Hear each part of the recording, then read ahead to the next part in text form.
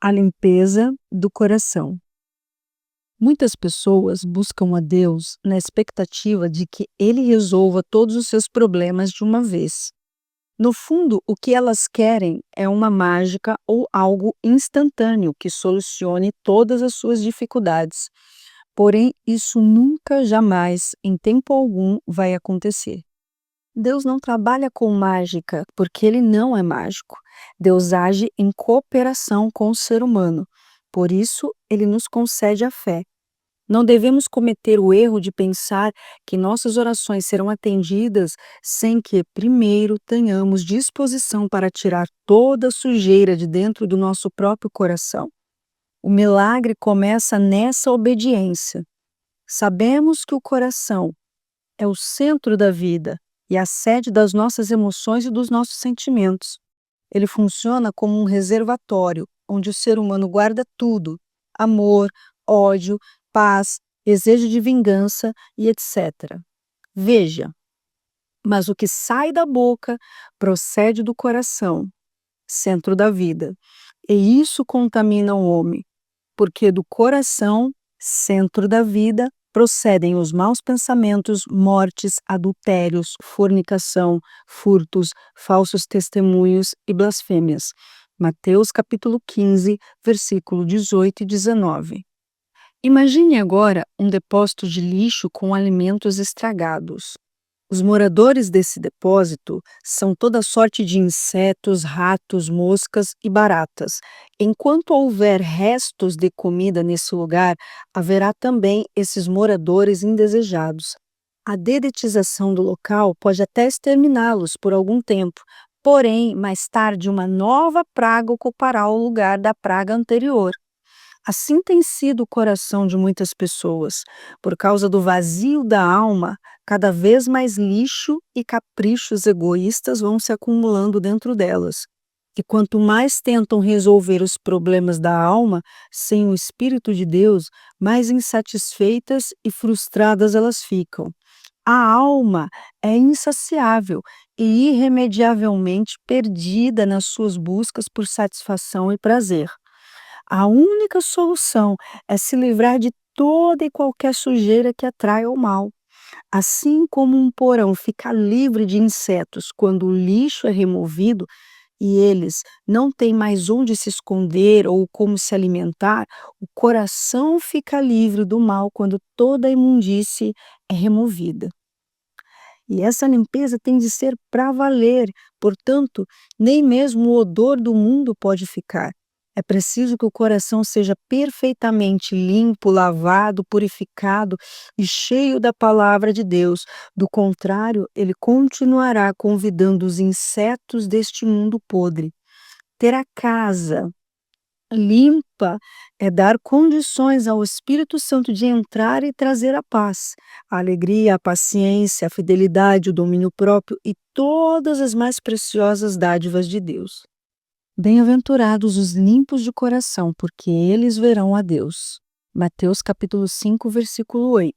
Essa limpeza é uma espécie de banho espiritual, feito com o sangue do Senhor Jesus. Somente Ele é capaz de lavar o nosso coração e deixá-lo completamente puro. Uma vez que o coração esteja limpo, a consciência também estará. Essa pessoa terá o benefício de colocar a sua cabeça no travesseiro e dormir em paz, pois não haverá qualquer acusação ou peso para inquietá-la. Enfim, uma alma purificada tem a palavra de Deus e o seu espírito como seu tesouro. E desse bom tesouro sairão o bem e a vida. O homem bom, do bom tesouro do seu coração, tira o bem. E o homem mau, do mau tesouro do seu coração, tira o mal. Porque da abundância do seu coração fala a sua boca. Lucas capítulo 6, versículo 45. Diante disso, como está o seu coração? O coração e o perdão. Perdoar é a atitude mais difícil para o ser humano. Por isso vemos esse caos no mundo. O coração tende a se ressentir quando é ofendido e a revidar de forma mais dura do que a ofensa recebida. Ele não está inclinado a relevar o mal que recebe, nem quer que o ser humano peça desculpas por coisa alguma. Pelo contrário, ele quer que a pessoa se mantenha orgulhosa e impetuosa na sua posição. Quem espera o coração sentir vontade de perdoar jamais perdoará. O perdão é uma questão de escolha e inteligência. Temos tanta necessidade de aprender a perdoar que o Senhor Jesus incluiu esse pedido na oração ao Pai Nosso, condicionando o perdão divino ao perdão que oferecemos ao nosso semelhante. E perdoa-nos as nossas dívidas, assim como nós perdoamos aos nossos devedores.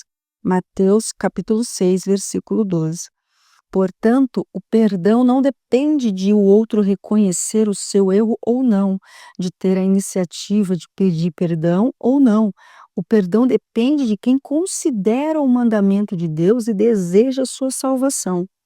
Em tempos de tantos ressentimentos e até do chamado ódio do bem, como se isso fosse possível, sendo disseminado por toda parte, sobretudo por meio da internet, temos visto pessoas se odiarem conscientemente, isto é, elas sabem que a falta de perdão é extremamente nociva tanto para o corpo quanto para a alma, mas insistem em alimentar a raiva. Então penso que quem não perdoa é amante de si mesmo, pois não quer renunciar às suas razões. Essa pessoa considera mais os motivos para odiar e curtir o ressentimento do que todos os motivos dados pelo Altíssimo para perdoar. Quem conhece a palavra de Deus e mesmo assim guarda a mágoa, no fundo está colocando os seus direitos e suas opiniões acima dela. Essa pessoa prefere continuar na teimosia do seu coração e se apegar às suas justificativas para o ódio. Talvez você que nutre uma mágoa por algum dano que sofreu esteja silenciosamente conversando comigo agora sobre as suas dores. Por conhecer um pouco do ser humano devido às experiências diárias na obra de Deus, eu sei que existem situações extremamente difíceis e que muitas tristezas e decepções podem vir nos relacionamentos mais próximos. São os familiares e amigos de nossa extrema confiança que podem abrir as maiores feridas da nossa alma.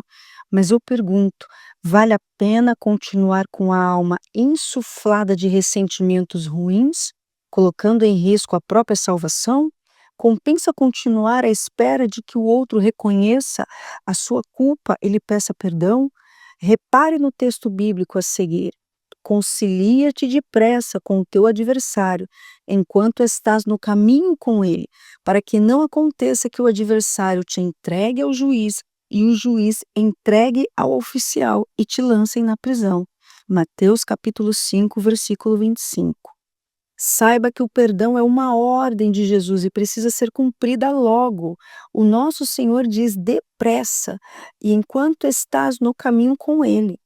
Isso mostra que não dá para protelar tal atitude. Resolva os seus conflitos, os seus desentendimentos e as suas inimizades para que o seu coração esteja limpo antes que você seja entregue ao justo juiz e seja lançado na prisão.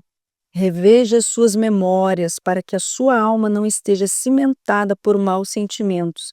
Podemos até nos lembrar do mal que as pessoas nos fizeram, mas também podemos escolher dar um novo sentido a esses acontecimentos. Podemos passar a ver as dores como cicatrizes de situações que nos tornaram mais experientes e mais fortes. Sabemos que tudo coopera para o bem daqueles que amam a Deus. Romanos 8, versículo 28. Portanto, até as piores aflições fornecem subsídio espiritual para a nossa fé. Então, faça do seu hoje uma página em branco que o desafia a escrever uma nova história de vida sem ódio, sem mágoas, sem raiva, sem murmurações. Tenha um coração limpo a partir de agora. Quando o corpo adoece por causa da alma. No decorrer do meu ministério, encontrei muitas pessoas que sentiam dores terríveis no corpo. Algumas tinham um diagnóstico médico, outras não. Em alguns casos, medicações, terapias e cirurgias já não funcionavam. Sabemos que os remédios não curam tudo e que a medicina tem seus limites. Porém, a fragilidade do corpo e os limites da ciência ficam ainda mais acentuados quando uma doença tem origem nos maus sentimentos, na ansiedade, nas decepções, etc. Já vi pessoas dizerem que sentiam dores em todo o corpo sem qualquer alívio, mas na verdade o que elas traziam eram traumas, feridas na alma, provenientes de uma traição, de uma perda, de um abuso ou de um golpe que sofreram e não conseguiram superar. Segundo a medicina, a mágoa é como um veneno mortal.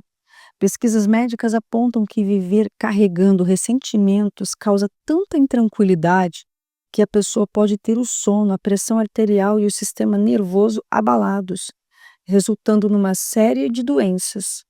No 40º Congresso da Sociedade de Cardiologia do Estado de São Paulo, foi divulgada uma pesquisa surpreendente que provava a relação entre a dificuldade de perdoar e a ocorrência de infarto agudo do miocárdio. A investigação foi desenvolvida pela psicanalista Susana Avezum, com base nas respostas de 130 pacientes a 2 questionários preparados pela profissional.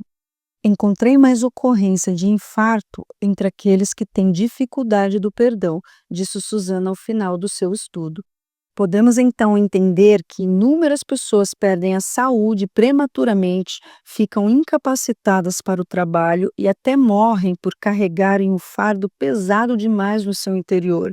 Culpas, tristezas e ressentimentos são cargas e dores que consomem a alma e resultam no adoecimento do corpo. Tive conhecimento de diversos casos de pessoas que estavam perfeitamente saudáveis, mas que ficaram doentes após um acontecimento traumático, a morte de um ente querido, um divórcio ou um fracasso financeiro, por exemplo.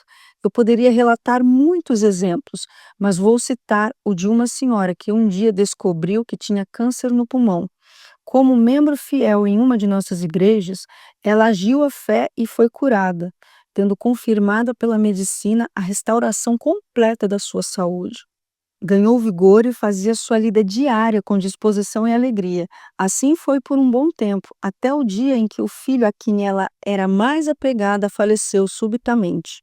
Inconsolável e muito abalada pela dor da perda, essa senhora começou a ficar debilitada em decorrência da angústia e tristeza. Ela não aceitava a perda, embora todos a encorajassem a sair da apatia. Um ano depois de sepultar o filho, ela veio a falecer, deprimida. Podemos dizer então que muitas doenças não se originam no corpo físico, embora estejam lá e causem dor, mas na alma, um campo onde a medicina não atua. Por isso, a abordagem para tratá-las precisa ser outra. É preciso buscar ajuda no médico dos médicos, que é o Criador e Senhor da alma.